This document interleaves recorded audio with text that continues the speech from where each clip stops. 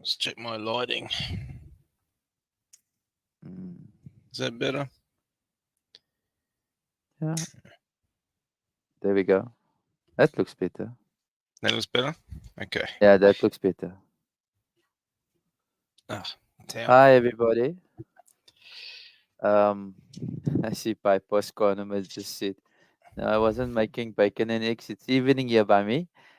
And it's good morning to David, all the way Good morning, from Graham. Brisbane. And how are you this morning, David? I'm doing very well. Thank you. Thanks for having me on your That's channel. I really appreciate it. thanks for accepting the invite. You might debut into this interviews. So yeah, meet the plate of possibilities.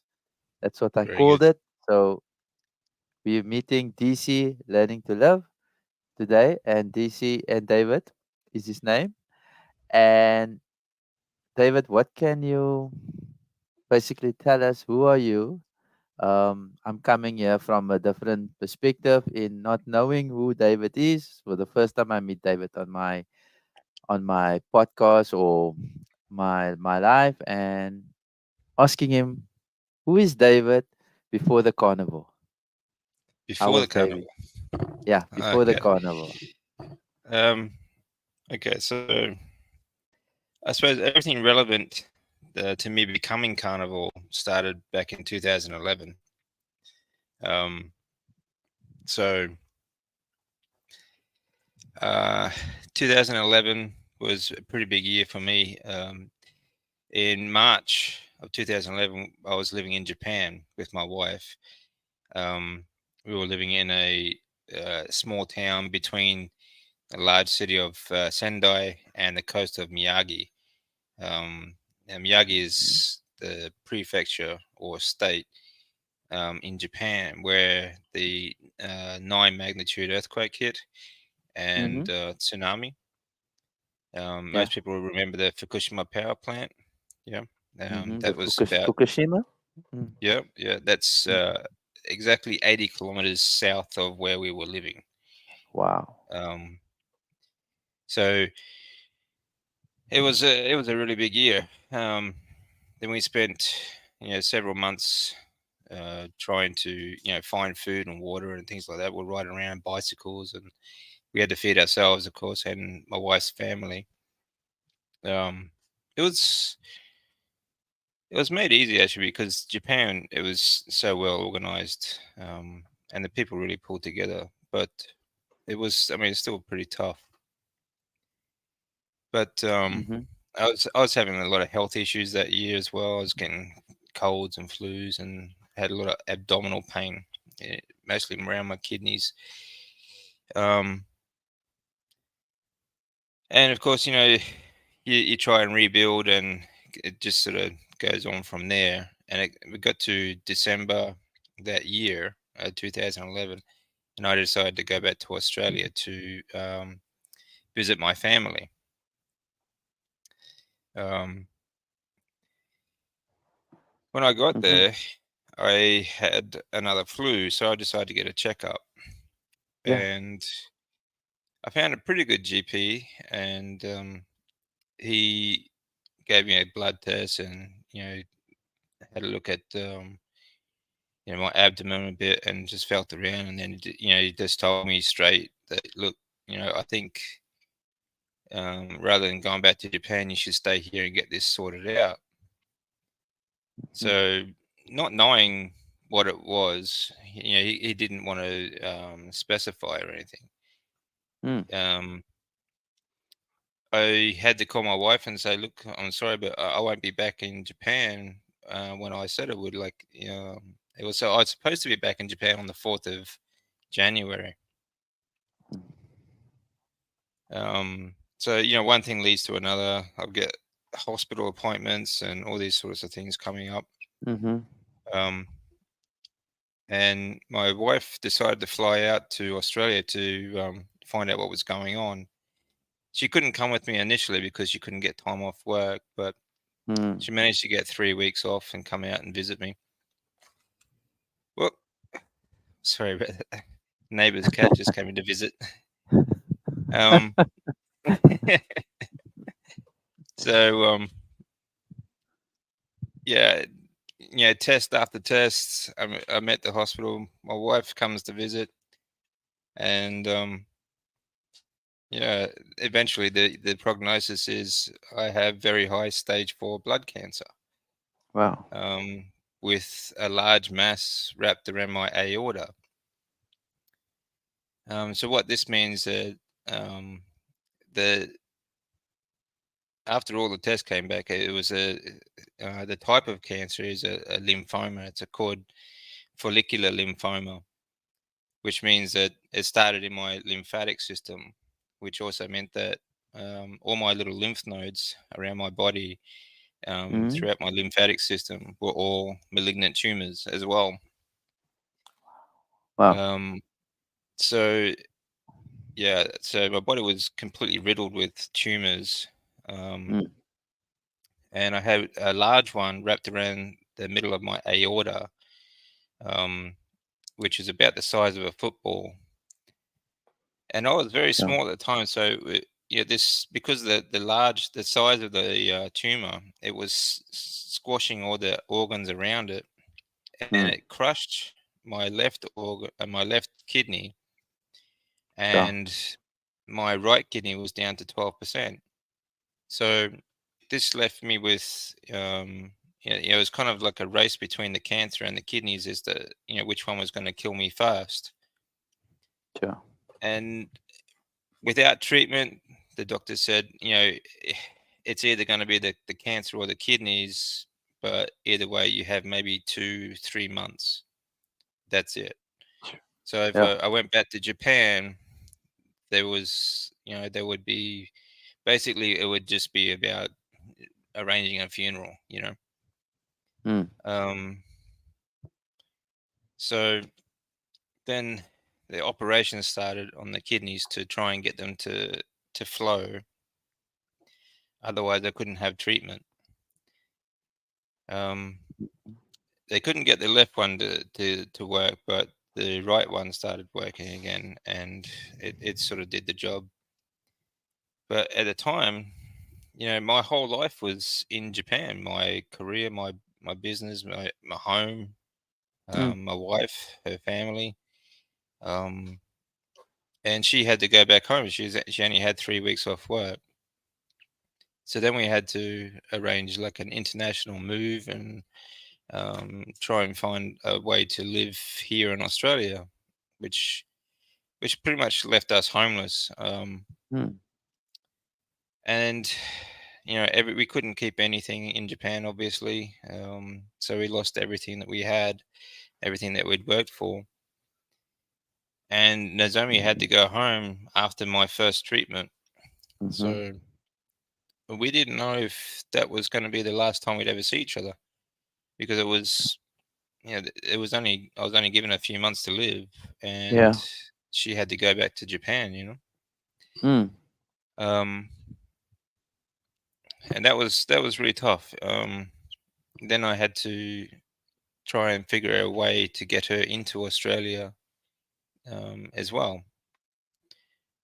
And I Mm. didn't really want to ask her to give that up. Actually, I didn't want to ask her to give up her life either. So I did give her some options, and I told her, look, if you want to just get on with your life, that's okay. Just stay in Japan and forget about me. That's all good. Um, because I would totally understand if she wanted to do that. This was my problem, so I didn't want her to think that she had to give it all up for me. Mm. But she never she just told me to stop being stupid, and I didn't even have to ask her to give it up. You know, she was amazing, Yeah. and Yeah. yeah, that until she could come back, we couldn't. I couldn't stay in. We have a foundation here called the Leukemia Foundation. They give Mm. accommodation to people who live outside of the city, but I couldn't stay there without a carer. So until she came back, I just had to sleep in other people's spare rooms, and friends and family and that. And while I was being treated, and that was really tough. Yeah. They put me on a course of treatment that's called R-CHOP, and it's a very heavy dose chemotherapy. Uh, this chemotherapy is very violent. Actually, it leaves you with a lot of mouth sores, ulcers, and things, um, bloating. The Mm. only thing you can taste is chemotherapy, and it's very painful as well. Violent vomiting.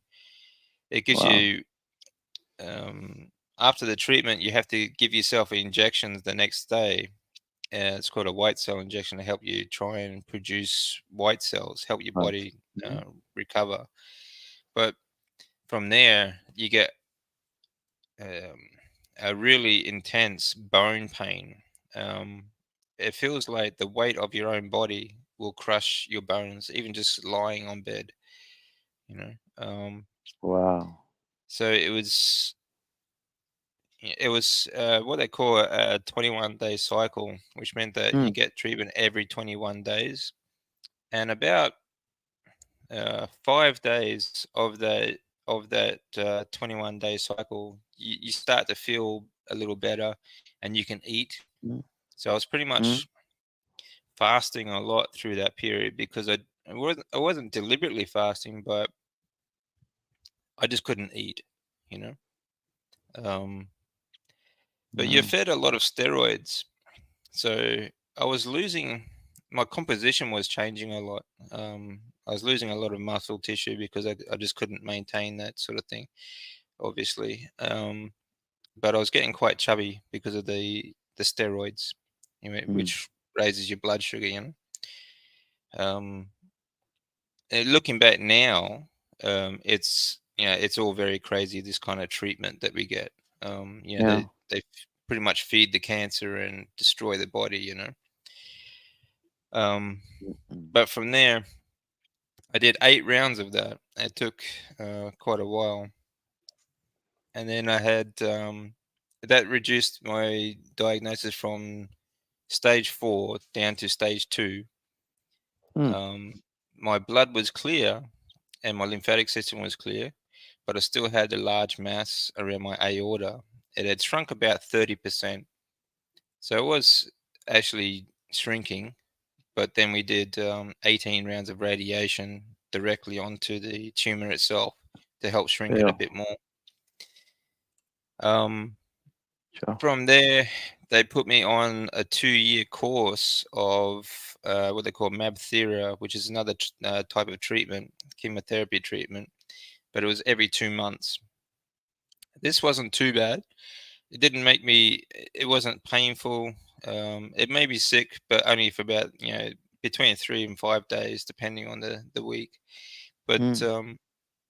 that wasn't too bad. It was only every 2 months as well. So, um, and about a year after that started, I started going back to the gym, and I was feeling pretty good actually. I was starting to feel a bit more positive and starting to recover. I was still going through the treatment, but I'd take a week off the gym and then I'd go back to it, after I felt a little bit better Mm. and I could eat. But we got 14 months into it, which was January 2014, and exactly 2 years to the date of the first diagnosis. Even though while I was going through all these treatments to try and prolong a remission period, they diagnosed me again in 2014 as very high stage 4 again.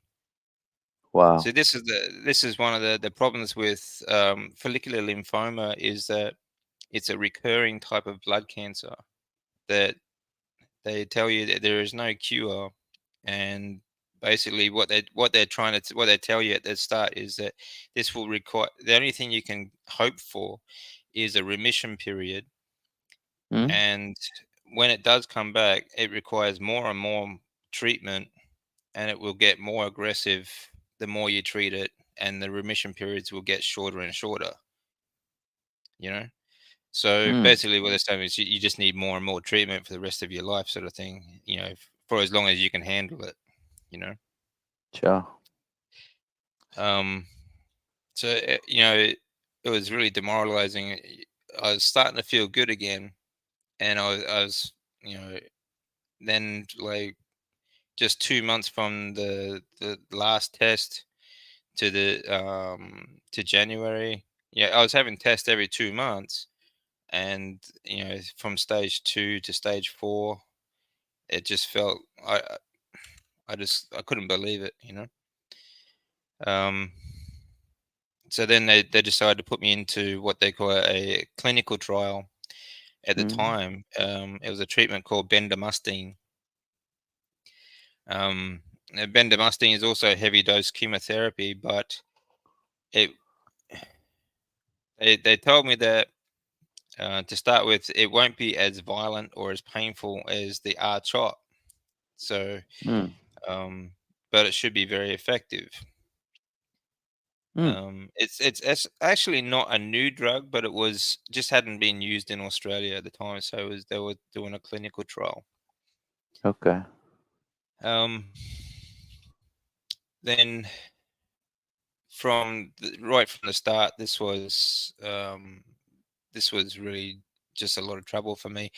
I reacted very badly to it. The first treatment, it sent my fevers, you know, skyrocketing, and just couldn't control my fevers. Um, I was actually driving to the hospital for treatment and then driving home afterwards, Mm. um, because my wife can't drive, so I had to do that myself.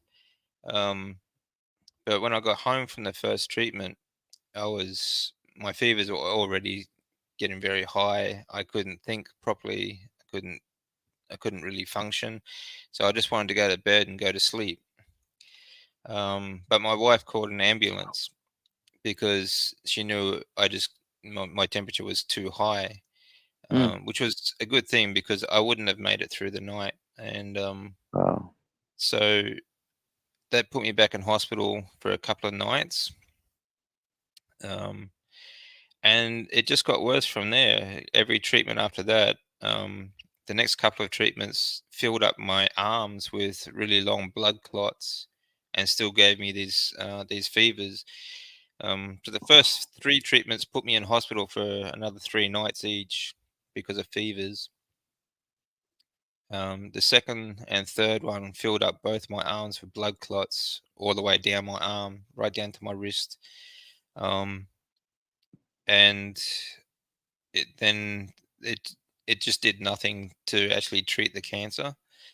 Sure. We had update checks, we do these scans and everything because especially because it was a clinical trial. We have all these scans pretty much every treatment, and it wasn't effective at all. But it almost killed me a few times, at least 4 times along the way.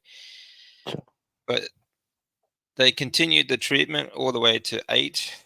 Um, this is the kind of thing that they couldn't deviate. They knew that it wasn't working. They knew it was causing a lot of side effects, but they just didn't deviate at all. They just continued to do it. So it's Mm. kind of like, um, when they set a course, they won't change it no matter what. It's kind of like Mm. paint by numbers. Oh, we have to do this because that's the next number, so we have to keep going. So like the third treatment, because they couldn't feed it through my arms anymore because they were filled with clots, they decided to put a port into my chest so they could feed it straight into my heart, which was a real concern because they just filled up both my arms. Um, so, I was really worried about what this was going to do to my heart. Yeah. Uh, and, you know, Sure. yeah.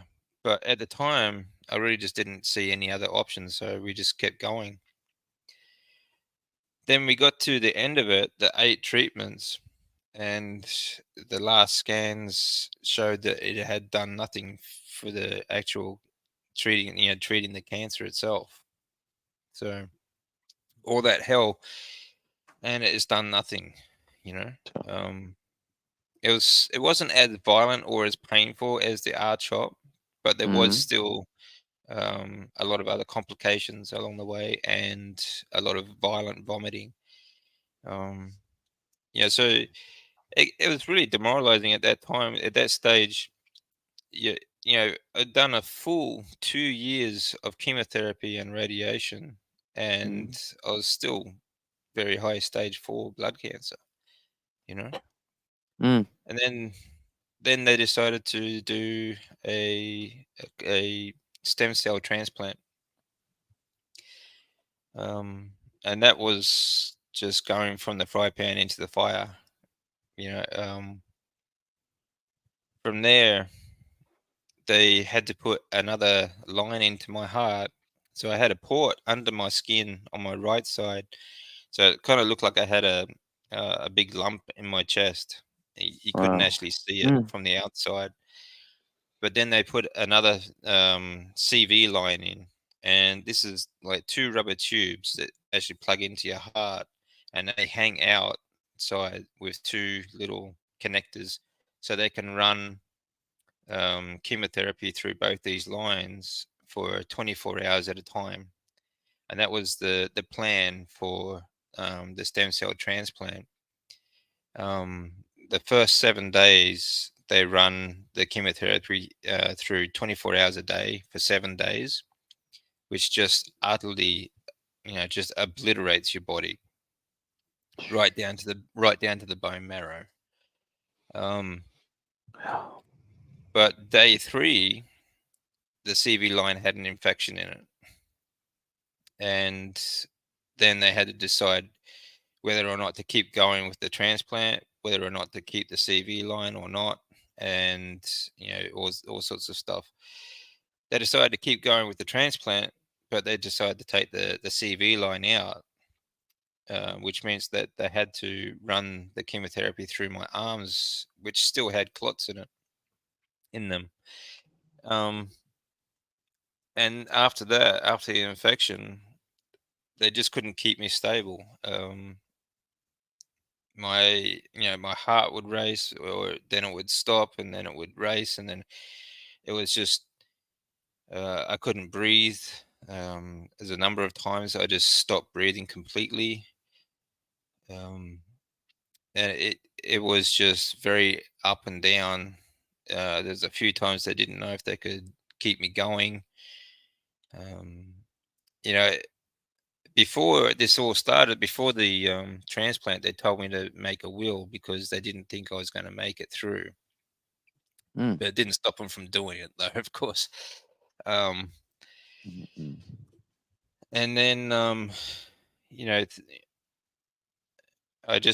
they couldn't keep me stable throughout this, the first few weeks, and it almost didn't come back at all, a number of times, and like it was really tough. I was trying to get through all this, obviously, but my wife was sitting in a seat in next to the bed every day, watching all this happen, Mm.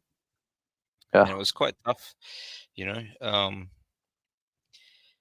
For me, just seeing her there it was amazing. It would really light me up.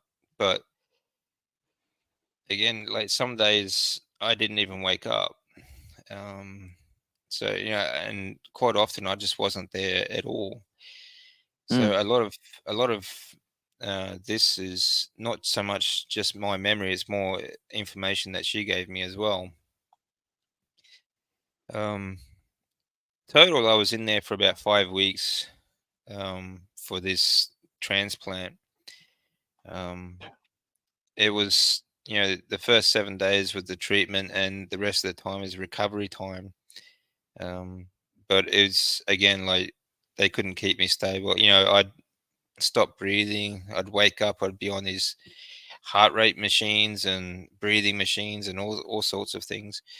Um, and because they couldn't keep me stable, they wouldn't let me sleep either. Every half an hour, a nurse would come in and just wake me up to make sure that I was still breathing, sort of thing. Um, and this sort of stuck with my wife a bit because for the next 3 years afterwards, she would wake me up every now and then just to make sure I was still breathing. You know, um, Yeah. It so really it was pretty impacted tough. her. Mm, Yeah, it mm, was pretty tough on both of us. mm, But yeah, after that, that actually that 5 weeks, she would come in every morning and bring some food that she cooked or prepared mm. that morning or the night before. She'd catch the bus in. She'd sit there all day long until visiting hours were finished, and then she'd go home and do a bit of shopping and do it all again. She did that every single day, Yeah. and like some days I didn't even wake up. I wasn't even there, so I can't imagine how hard it must have been for her to see all that too. Um, Mm, but eventually I got home, and I mean, that was a real mm, struggle as well. Getting home after that, I was immobile for a long time, a number of years, because after that, through that period, actually, I had lost about 42 kilos between the start of the transplant to the end of it. And that put me down to, I was down to 65 kilos at the time when I left. Um, right now, I'm 90 kilos. So, it's 25 kilos under healthy weight. mm. But when I went in, I was over 100 kilos. So, Sure. it's a very short period to lose a lot of weight. And it just dried out everything, my muscles, my bones, all the connective tissue. I was so brittle. Um, I couldn't move. So, like each movement just felt like either my bones were going to crack or my muscles were going to snap. You know, um, Sure. so it was quite painful, and it was Mm-mm. pretty much all I did was swap the hospital bed for my own bed, and I just stayed there pretty much for the next couple of years, 2.5 years, really, before I could walk properly. Um, like we were just in a tiny little studio at the time, and it was literally 2 steps from my bed to the bathroom, and I couldn't even do that without help or without a walker. You know, Mm, um, so it was really brutal. Um, but I found myself at the time afterwards, I was craving meat. You know, um, nothing really changed my diet dramatically, except that the amount of meat that I started eating was starting to increase because I just craved it so much. Um, from the first diagnosis, we had pretty much cooked every meal at home anyway, mm, but it was always the standard sort of food pyramid sort of diet. You know, mhm, high protein, low fat, and get your rice and carbs, vegetables, and fruits and that. But after this, I started eating a lot more meat simply because I that's what I craved. And my body just soaked it up like a sponge. Um, but even mm. then, it still took a long time, you know. Yeah. So, um, so then it was really just trying to teach myself to move again. I Mm, couldn't really connect. I couldn't. I found it really difficult to connect with my limbs again, with my muscles. Um, I couldn't expand or contract my muscles. I couldn't breathe properly. Um, so that's why, like sometime afterwards, um, I started doing some deep breathing exercises to try and mm, um, get all the muscles just to expand and contract a bit more and get them to move again so that I could breathe properly. And then so just progress from there. Um, it was a very slow progression, but eventually we got there. It took me Awesome. about 5 years after that before I started heading back to the gym. A lot of struggle in between, and a lot of setbacks, and a lot of different treatments, different you know emotions and mindsets that that just keep changing over the years. That you think you can, you think you can't. What's the point? It's just going to come back. Um, and stressful. Very stressful. Mm, At the time, it's very difficult to move, but we still had to go to the hospital every week. And you're pretty much just living from blood test to blood test, because with follicular lymphoma, they tell you that any blood test is going to tell you that it's back again.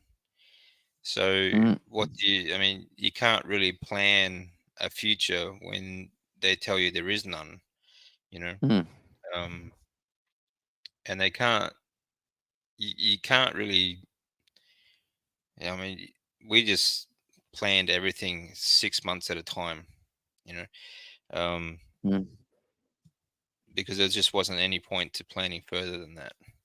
We were told to, also, people telling us to, prepare for the worst, prepare for wheelchairs, prepare for this, prepare for that. Um, you know, it, yeah, it's basically just give up.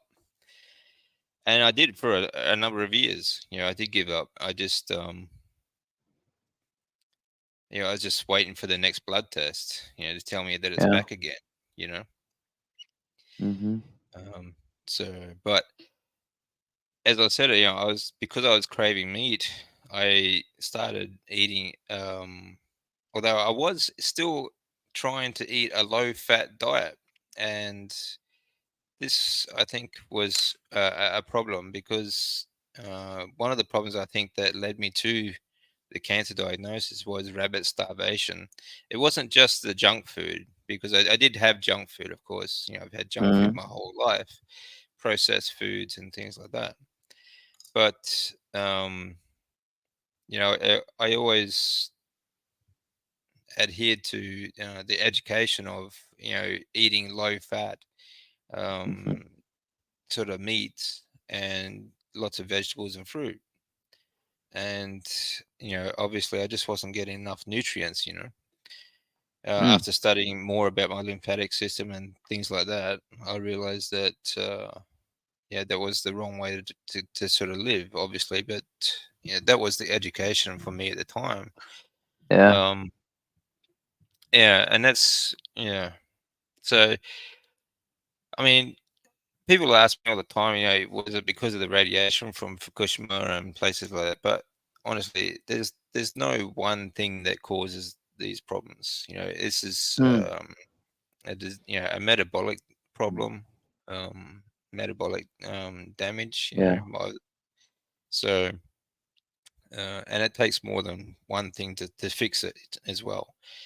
Um, but I've managed it now in remission on a well, I just figured myself as more of a caveman. Like, I just ate more Mm, meat, and I still did have my macros, like my grains and fruit and vegetables, but I ate it more like a seasonal sort of thing. Like when mm, things would grow, that's when I would sort of eat them, and there'd always be a very small portion. Um, and I did do pretty well. I managed it pretty mm, well for 9 years, and but I was still having trouble. I still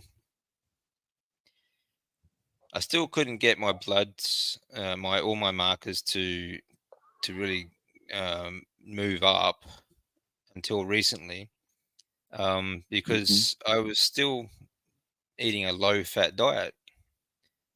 Um, so when I found all these guys on, well, actually, my wife found all these people on YouTube finding, eating nothing but meat, fatty meat, Mm, and I'm thinking, yeah, this is ridiculous. You like. I mean, first thing I said to her was, "That's bullshit," um, because it it just I know I've been in sports my whole life. I'm a strength and conditioning coach, Mm, and athletes have cut carbs for many decades to get lean, prepare mm, for competition and things like that. So I said, that's nothing new. People have been doing that for a long time. Um, but the more I looked into it, obviously I realized, okay, so they're going into ketosis, they're eating lots of fats, and then I found Dr. Baker, Sean Baker, and I was looking at some of the work they were doing with diabetes, and I found Professor Seyfried. He was just amazing, and you mm-hmm, know, think about cancer as a metabolic disease. Um, so then I started. Okay, I thought, okay, I'm getting nowhere. I'm managing, but I'm not progressing. So I really had nothing to lose by trying it. Um, so I decided to stop taking supplements, because I was still taking supplements. I was taking protein mm-hmm, powders and things like that, um, vitamins and minerals and all that sort of stuff, mm-hmm. along with my diet. Um, and so I stopped taking everything, and decided to give it a try. The hardest part for me when I started, though, was increasing my fat intake. Um, Mm, but I'm slowly getting used to it, and I'm eating quite a lot of fat at the moment. Like at the moment, my most of my calories comes from fat, and I found along the way the health benefits of that has been absolutely amazing. Um, my lymphatic system, obviously, through lymph fluid, carries all your fat soluble vitamins and minerals, and I yeah. found that because along the way, even on a ketogenic style diet, my immune system just wasn't very strong, and I would get colds and flus, and Mm, that would last for months at a time, and you just couldn't get rid of it. Um, but now that I'm eating a lot more fat, so I haven't had.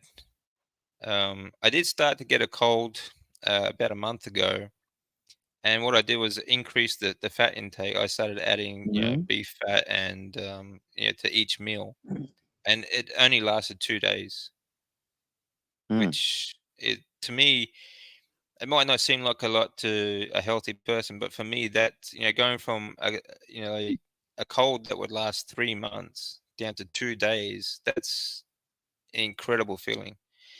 yeah. Um, and I haven't had anything since. I keep increasing the fats, and it just it's amazing. Um, Mm, so when I decided to do this, I figured, like, my markers were actually starting to decline again. And mm-hmm, the first 3 months, I after starting carnivore, um, my blood markers jumped 10 points right across the board. My lymphocytes, my platelets, everything just went up 10 points, on average, right across the board. So that was really exciting because not long before that, like just a couple of years ago, I was living blood test to blood test, mm, wondering when this is coming back, and how much longer will I have? mm, Um, like 2012, 2014, both times they told me without treatment, you've got maybe at the outside mm, 3 months, you know. mm. Um, but I'm still here, and Yeah, now is like I haven't had a GP for the last 4 years because I just have a very deep distrust for most of them because they're just, yeah. I mean, here especially yeah, they're just pharmaceutical pushers, Mm. But after that blood test with my oncologist, the last one, I figured this is actually getting exciting, and I'm actually excited to get a blood test. Whereas before, it was a very stressful time for me because you never know when it's going to be back. Yeah. So I went and found a really good GP, a Japanese guy who's come out here to Australia. So that it's one that I trust, and now I'm getting blood tests every 3 months. So because I'm really excited about it, and Yeah. the last blood test was just a couple of weeks ago, and although my markers are still low, every single one of those markers, my lymphocytes, platelets, and others, every one of them have just reached inside a normal, healthy range for the first time in 12 years. You know, Awesome. yeah. Yeah. So That's, this is it's a life changing experience. Because it's yeah. yeah, after losing everything, including my health, and Mm. living blood test to blood test, you it's really difficult to sort of keep going. But when Yes. you Mm. get to a point like this, it's like you're thinking, "Wow, I can do this. I can get past this. I can manage. Not only manage it, I can beat it." You know. Awesome. That possibility, like, sorry, frog in the throat. That, like I said, meet the plate of possibilities. Exactly. Yep. You stepped into it and you got it. Yep. Yep. Yeah. So amazing. Before we continue, I got a question here. Bypass Carnival. Yep. I think that's Diane. Yeah. Diane, Yeah, she's yeah, great. Diane. Yeah, Diane asking a question During the during. dur- time when you're Yeah, going through all the treatments, being from another country, was Nozomi able to?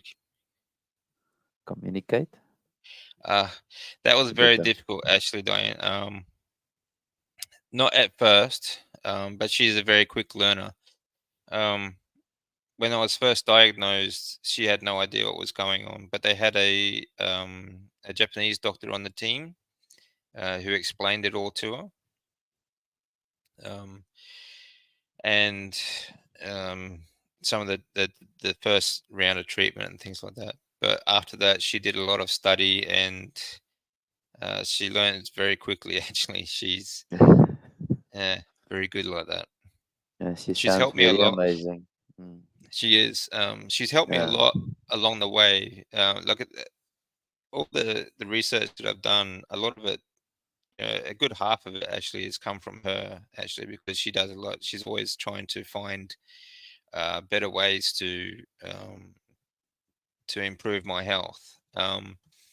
And like along the way, after all that chemotherapy, especially, it does so much damage to your body. It really does, internally, and um, you know, things like IBS.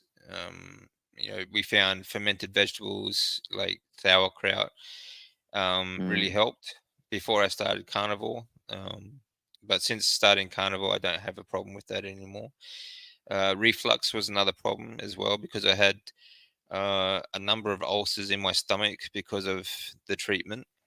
Mm. Um, and things like that. So we found apple cider vinegar and other things that helped along the way.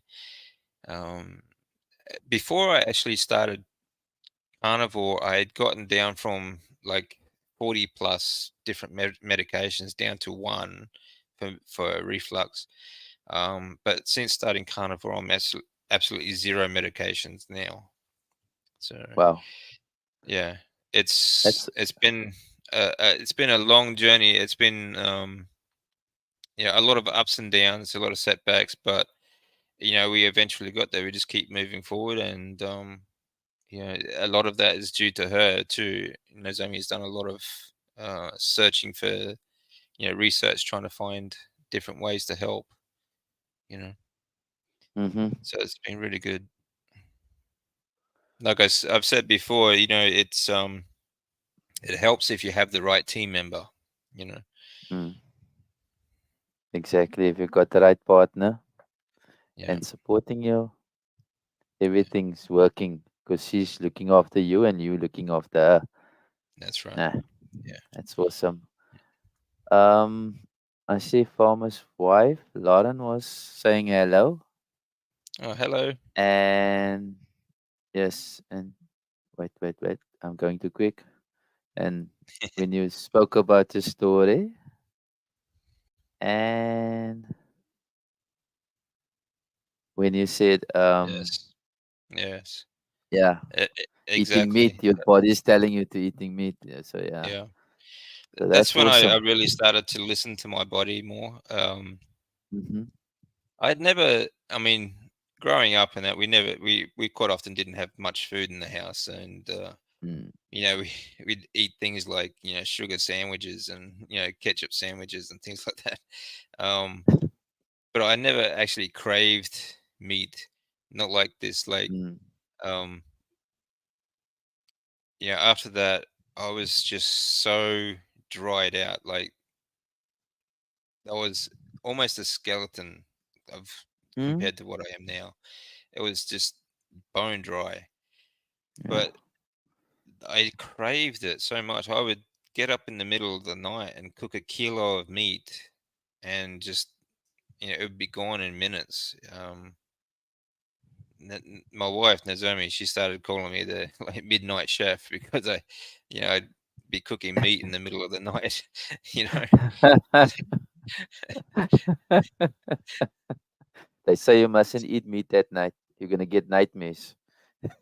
it didn't give me nightmares. It put me back to sleep really quick.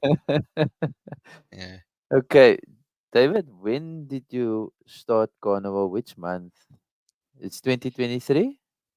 yeah. 2023. Let me see. I'm on day 158 ish, about that. Sure. 160 days almost. Yeah, I think it was March, maybe February. I think February, March, but about that earlier. time.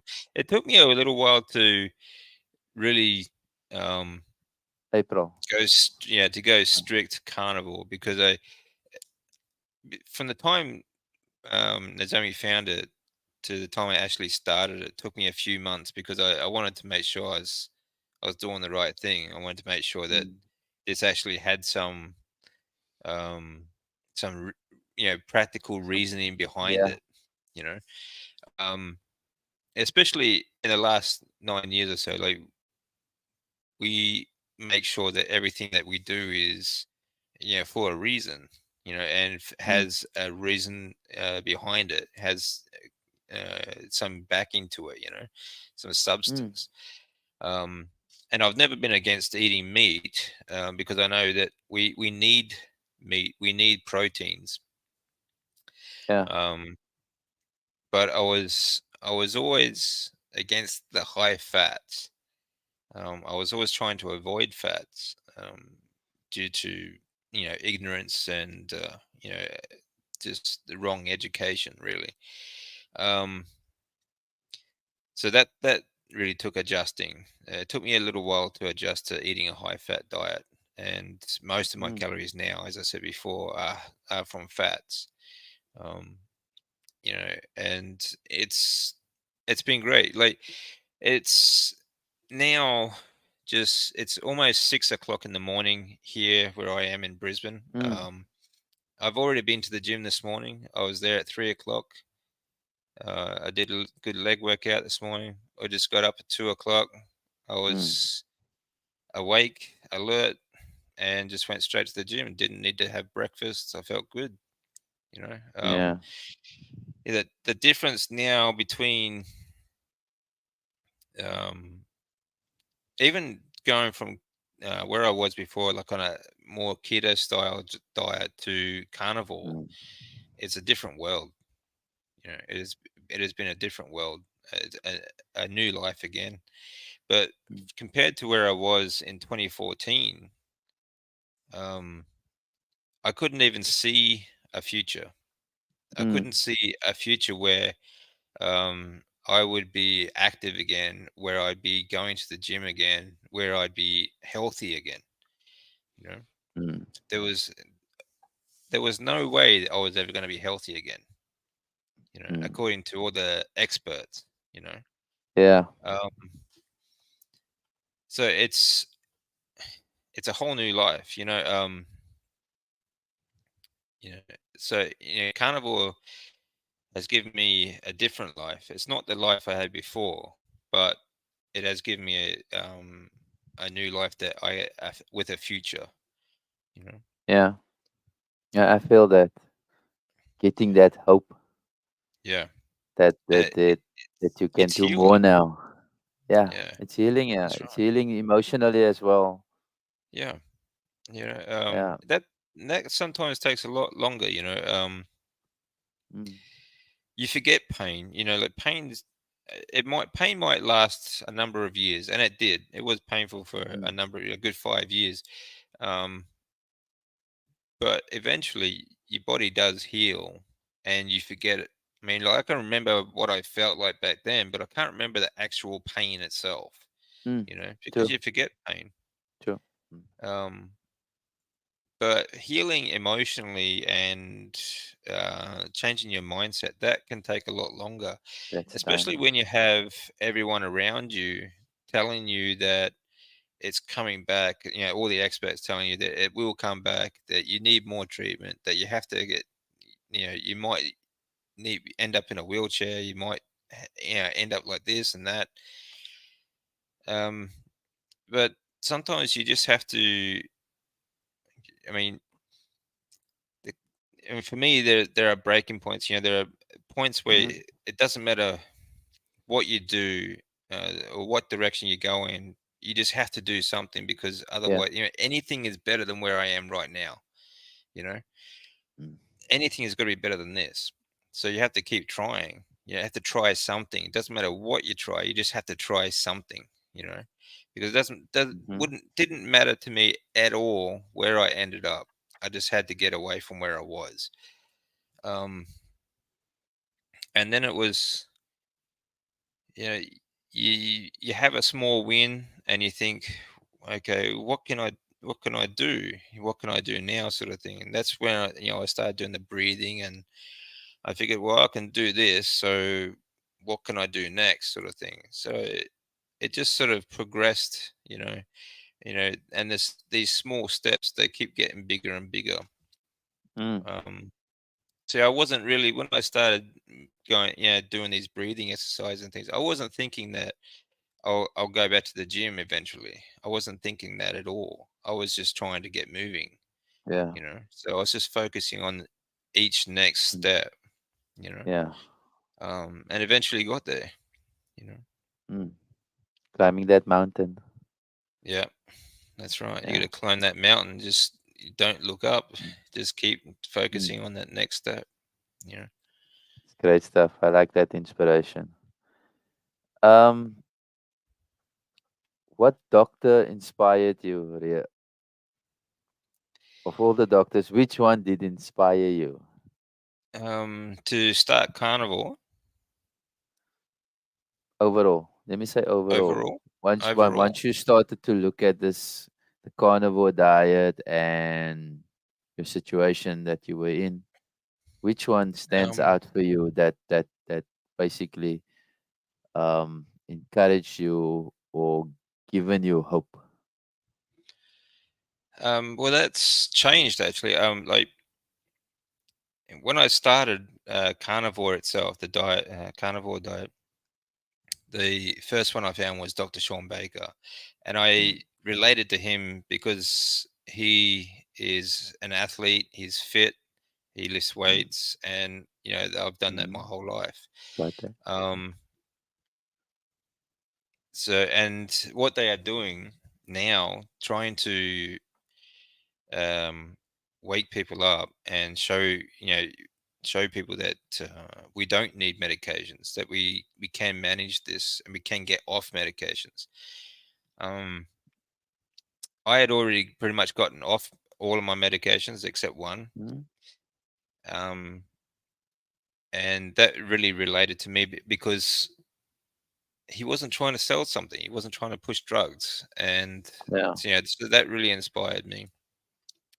But then later, I found, also Professor Seyfried. He inspires me a lot because of his Mm-hmm. research. It's been brilliant.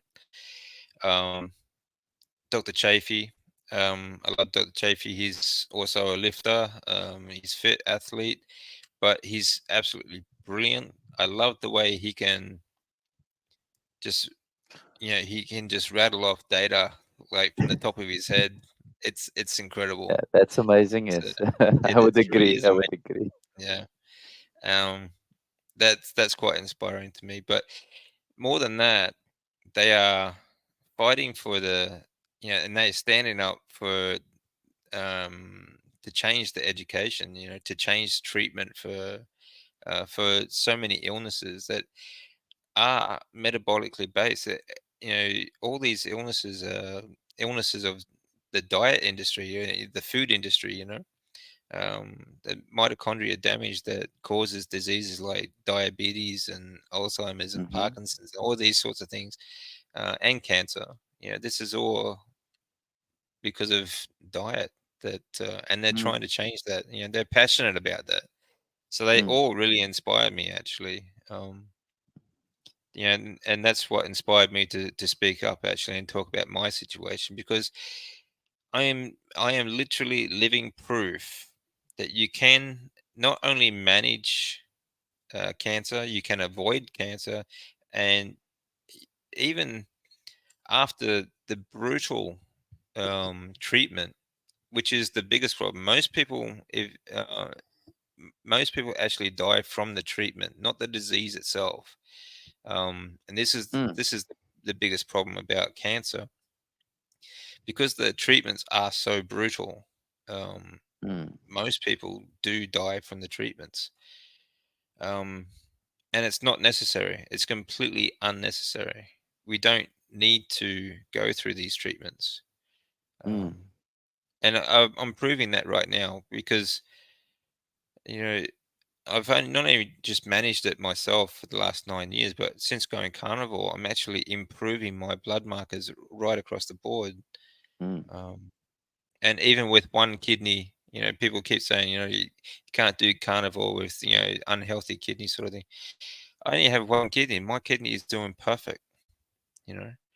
Um, and for anyone who says, it's crazy, you're gonna have a heart attack or anything like that. Like, if I was given a choice between having a heart attack and going through more chemotherapy, give me the heart attack anytime, you know. yeah.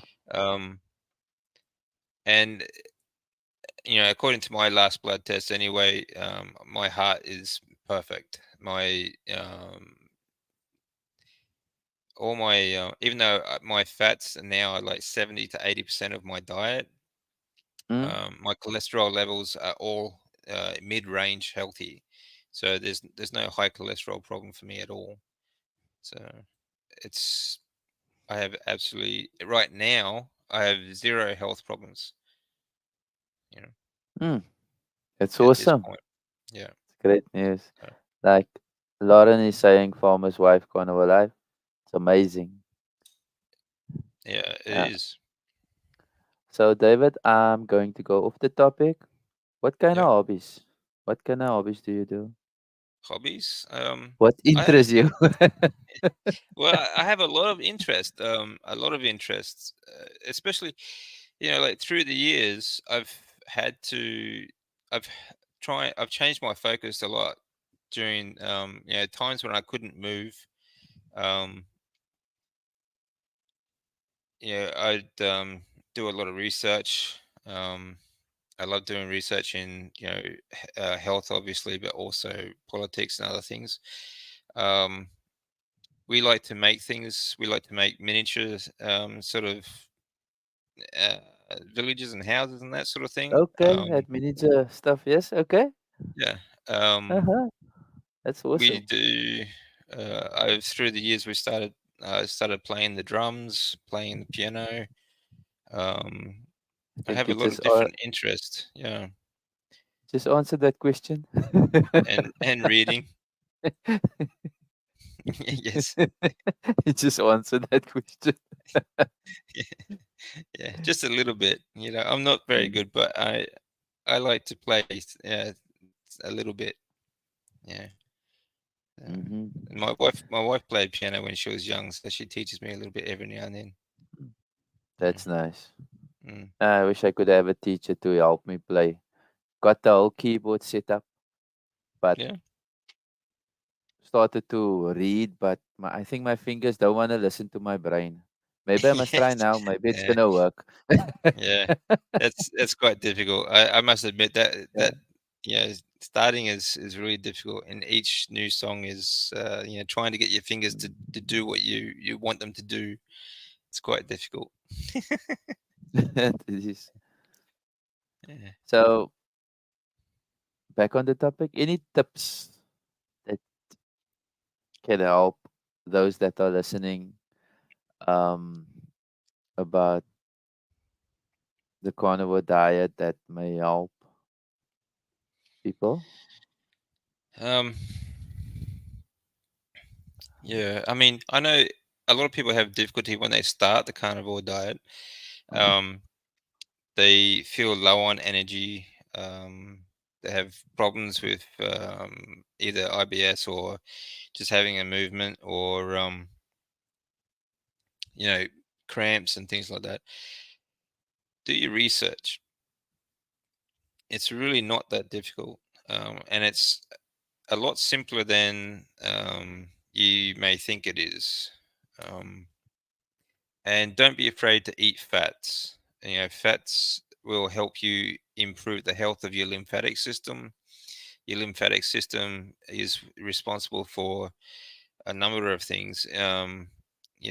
It produces lymph fluid, which carries all your fat soluble vitamins, minerals, proteins around your body, including mm, your white cells. Okay, you need those proteins, for your bone health. Okay, for regeneration of bones. Okay, because your bones are made up of proteins. Okay, collagen, um, and also the lymphatic system is responsible for taking away waste, and pretty much it's the sewer system of the body. And we are built to move. The lymphatic system works by the contraction of your muscles. Okay, it mm, pushes that fluid around by with the from the contraction of your muscles. um, so you need to move your body if you want to move fats. If you want a healthy immune system, you have to move your body. It is absolute proof that we are built to move. um, and I know it's difficult for some people. I couldn't move for a number of years. I was stuck in bed. um, so things like deep breathing really helps. You have to get muscle contraction if you want to improve your health, in any way. mm-hmm, Whether you're obese, if you want to lose weight, you want to just get moving again, you have to get those muscles moving. um, and just enjoy it. Eat lots of fats, uh, good beef if you can. I just honestly, I eat cheap meat. I eat ground beef. I eat the cheapest steak I can find, and fats I get from a mm, butcher. They give it to me. Most butchers will give it to you for free, or you can get it cheap. mm, And it makes a great snack. You just dice it up and fry it. And just fat by itself is fantastic. It's really tasty. Um, and make sure you drink lots of water, and get lots of salt and electrolytes. mm-hmm, It is a healing diet. It's not like, even Sean Baker would tell you that you don't have to live on this permanently for your whole life. There's nothing saying you can never eat fruit again, or you can never eat mm, a pizza again. But you know, this will get you healthy, and it will help you maintain a healthy weight, and um, it will. I'm not going to say it's going to heal everything, but you know, I've seen it heal a lot of other people, a lot of different conditions, and it's healing mine. If it's healing blood cancer, and not only, so I'm not just dealing with the blood cancer, I'm dealing with the after effects of The chemo. chemotherapy. Mm. You know, this 2 years solid of chemotherapy that was so brutal. Like the transplant literally cooked me from inside. Like it cooked my brain. It cooked Mm-hmm. all of my organs. I was red for weeks because I was cooked. I looked like a lobster. Um, Mm-hmm. I couldn't think. I would have a conversation with someone, and not even remember 10 minutes later that they were even in my, you know, anywhere near me. Yeah. Okay. Um, my brain was completely cooked. Uh, um, Even to this day, I can't remember ever seeing these people. But my wife Nozomi, she'll tell me that you had a full conversation. They were here for hours, but you know, I still Yeah. don't remember. You know, um, but even from there to like from keto to now, the brain fog lift has been incredible. I Mm-hmm. I, I think better. I'm clearer. And it's getting better and better. You know, I still haven't found a limit to the healing. Mm-hmm. You know, it's been amazing. Yes, you've lived a I would say quite difficult. I would say difficult um experience, Yeah, um which would is jaw dropping, and listening to your journey at going through the motions and picking yourself up piece by piece. um that is just so amazing, like you said, step by step, taking in. Yes.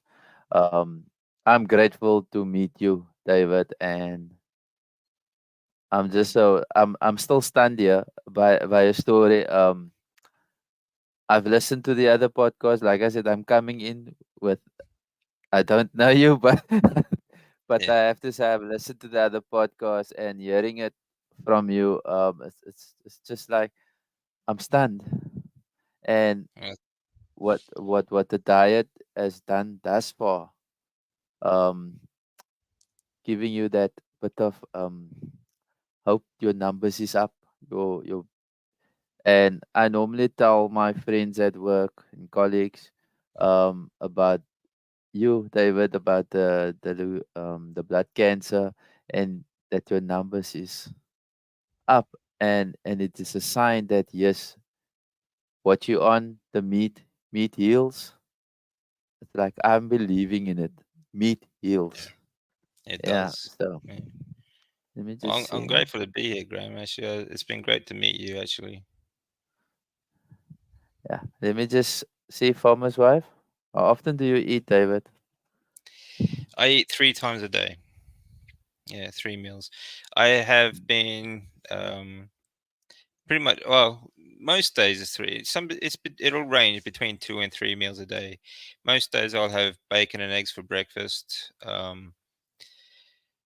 And it depends on the day.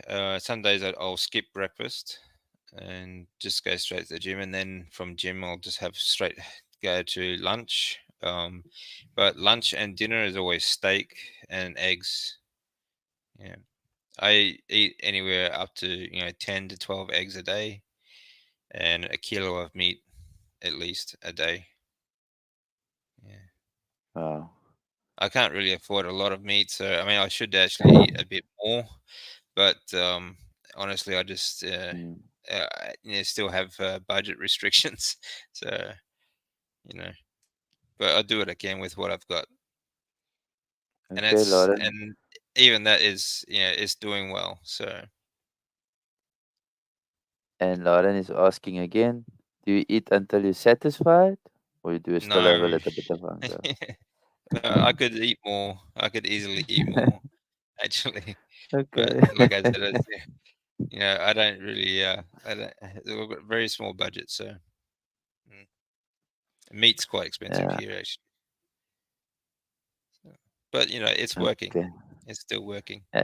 It's still working. Yes, I would agree, David. Me cutting down as well. Um, Eating 3 meals as well, sometimes two, but I'm not now eating until I'm satisfied. I'm eating until there's nothing left, and if I'm still hungry, glass of water would do the trick. Yeah, Sometimes hot water would do the trick, and then I wait for my next meal, which is maybe supper, and then eat again. yeah, And I think that balanced me out. That I'm not overstuffed like the other day. But yeah, I've said I'm overstuffed and I'm lazy the next morning. yeah, yeah. That sometimes happens. Yeah, have a big Yeah, dinner, and the next morning, yeah. I usually yeah. find I just skip breakfast on days like that, so that helps. Mhm. Um, Again, Lauren is asking any organs, organ meat? No, no, No. I'm not big on organ meat. And again, like it's actually quite difficult to get here as well. Mm-hmm. Um, so yeah, no, nothing like that. Although I do in Japan, there it's much easier to get organ meats. Although I've never been very big on it, I do like. Uh, Sometimes I'll have there's a nice liver dish they do in Japan. I sometimes eat, but Hmm. that's about it. Not much. Yeah. Well, David, I saw one video where you were in the kitchen. Do you have any special recipes or favorites? No, I'm very simple. I'm very, very simple when it comes to my food. It's although when I make eggs, I'll use scrambled eggs, and I'll mix the eggs with chicken stock. So it's kind of like Okay. a family reunion, Mix the chicken with the eggs. So, As I say, but I eat the babies and the mother one time. yeah, yeah. And one time have a family reunion. Um, but that's the only sort of recipe I really have. I mix the eggs with chicken stock and make scrambled eggs. Other than that, it's very simple. It's just steak and salt. That's it. Mhm, I don't I don't have any sauces or seasoning or anything like that at the moment. Mm. mhm. Okay. I think our last question was it's over an hour and 12 minutes already. Oh wow, Wow. that goes quick, I'm doesn't also it? yeah, time goes quick, I must say. So the last question is basically is there any Pacific you would like to share with our viewers a message of encouragement or inspiration for those interested in the carnivore diet? Um, yeah, I mean, it doesn't. I mean, whether it doesn't really matter what you choose to eat. If you want to go carnivore or not. If you're having trouble with your health, I recommend the carnivore diet. Um, but in general, with life, if you're having tough times, um, you know, you will get through it. There's tough times are never permanent. Um, Mm, if you can just pick yourself up and take that next step, I guarantee you, Lee, you will see better days. Um, I know it's very difficult to look. When you're in a situation, it's very difficult to see a way out, and it's very difficult to see any choices that you may have. Um, Sometimes the best thing you can do is to wait. mm, Um, but there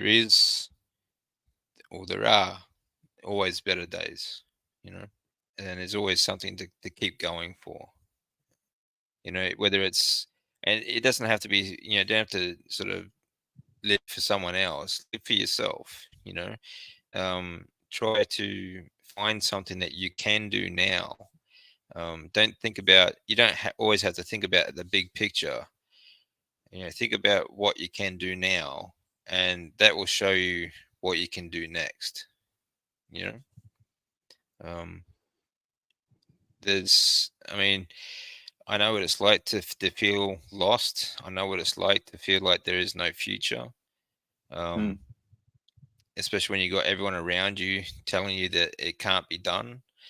mm. Usually, when people are telling you, when people around you are telling you these things can't be done, it's because they haven't seen it yet.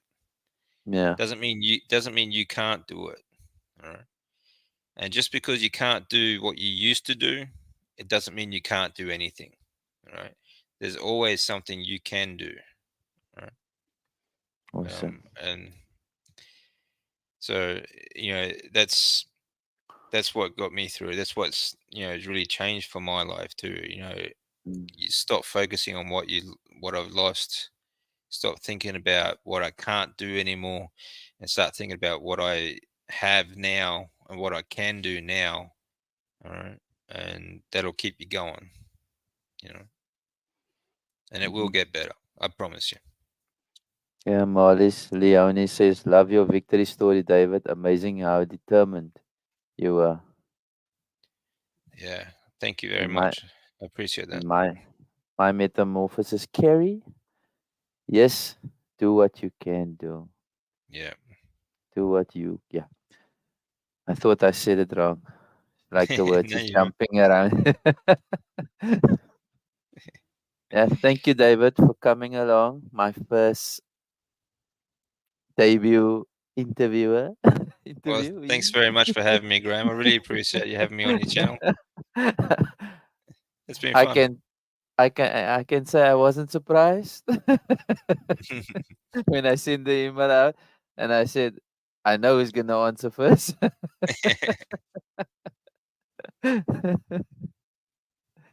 Let me just see. Diane. Oh, thank you, Diane. I'm only gonna say we're talking about it. It's in the pipe. Oh, okay. Very good. How's that coming anyway? um, You're still working very coming hard on on, that, yeah? coming Yeah. on. Opportunity for you, David. There is going to be a category open Okay. for cancer. So we had 7 categories. Okay. Now they're gonna make a 8 category called cancer, and if you would like to join the team, you can hop on.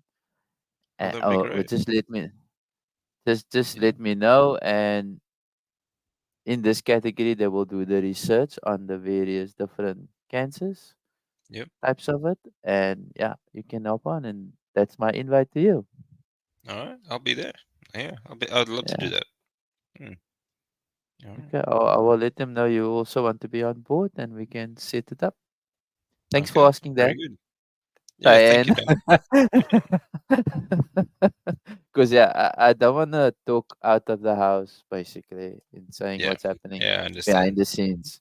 Yeah. Yeah. So, but yeah, I think I also said that David needs to also be invited to this discussion on or the research on as experienced into the field, and yeah, Yeah. yeah. So Well, not many have as much experience with the treatment. yeah. So yeah, that'd be great. Mhm. Yeah. But thank you, David. Thank you for Well, those thank that you. were watching Yes. and Thank you, were everyone, for watching. commenting. Yeah, and for commenting. And you guys have a great day. For some of us, would be sleep well. That's for me. For those who going to sleep, good night. Have a good day or And night wherever you are. there we go, David. You said it Hmm. so perfectly. I'm still figuring it out, but yeah, you said it so perfectly. Last comment, Diane. Thank you, Diane. Appreciate it. Absolutely. Did a very successful Well, job, Graham. Very good job. thank you. Thank you. Tomorrow it will be Baba. So I think I must do my final thingy. So this is Graham and David, DC Learning to Love, and Graham the Carnivore Transformer saying bye. Bye. Bye bye, everyone.